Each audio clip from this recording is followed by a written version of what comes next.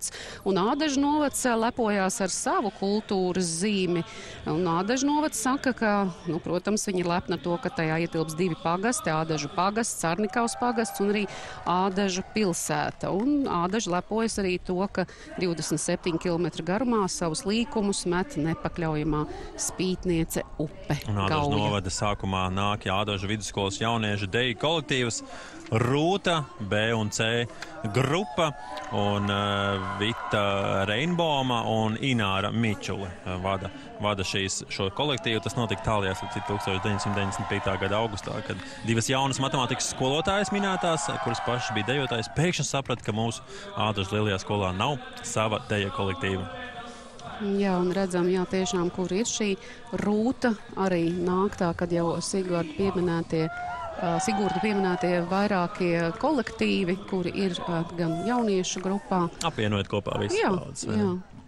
Un tālāk mēs redzēsim, tūlīt jau arī ekrānos, Ādažu vidusskolas jauniešu kori. Jā, Pienenīte, bet Pienenīte mums ir mazliet citādākā laikam sarakstā. Ādažnieki izvēlējušies nākt. Bet Pienenīte ir šeit. Jā, bet ir kultūras centra amatieru teātris Kontakts, ko mēs redzam. Lūk, un te amatieru teātris grib parādīt arī kādas neparastākus tērpus, ne jau vairs ierastos tautas tērpus. Šādi nav redzēt šodien tie ir pirmie, jā. Un teātris veidojās 2006. gadā, un režisore Vaira Baltgaile, un viss kolektīvs jūtās jau kā ģimene šajos gados, kopš strādā. Un tagad redzam Ādažu novada kultūras centra tradīciju kopu Ābols. Inese Krūze vadītāji, viņi ir apvienojušies, lai tiešām viens otru iedvesmotu, stiprinātu un celtu.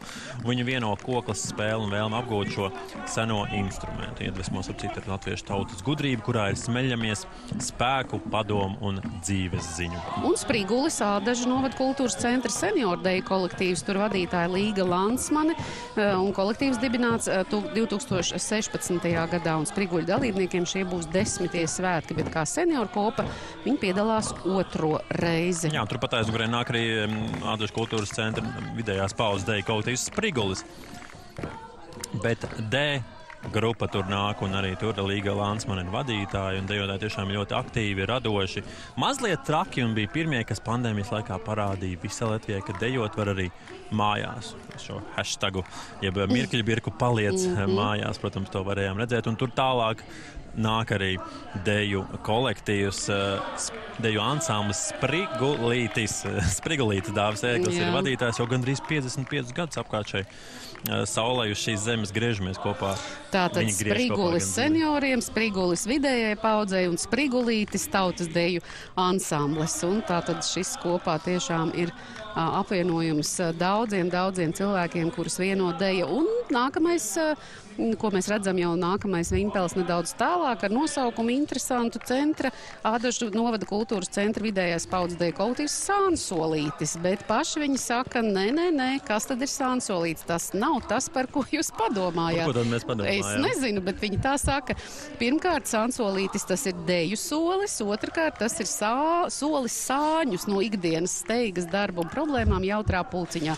Tā no Sānsolīti piekopa 23 dalībnieki, un jauki, ka viņi paši tā parūpējās, lai tiešām viņu pašu humora dzirksts dominē. Bet ja Sānsolītis jau ir pagājis garām, mums tad Dēka gan vēl priekšā.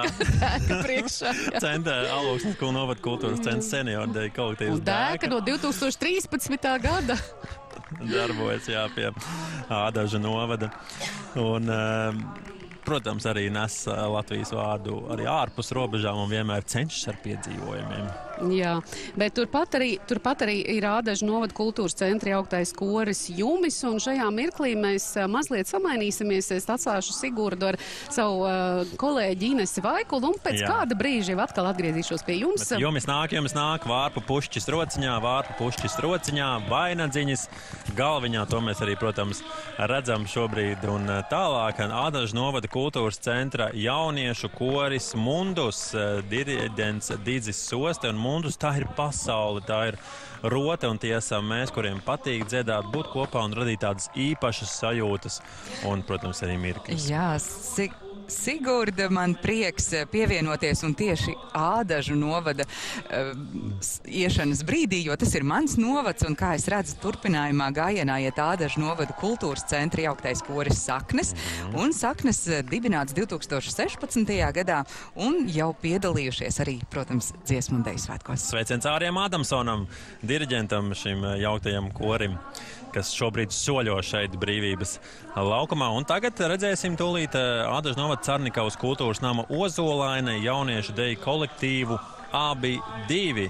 Anita Priedniece, mākslinieckā vadītāja Jānis Precenieks, atvainojos, Anita Preceniece un Jānis Precenieks abi vada šo kolektīvu. Un, ja nu raksturs viņiem tādi jauni, traki, patīk dejot, brīžiem arī nevaldāmi.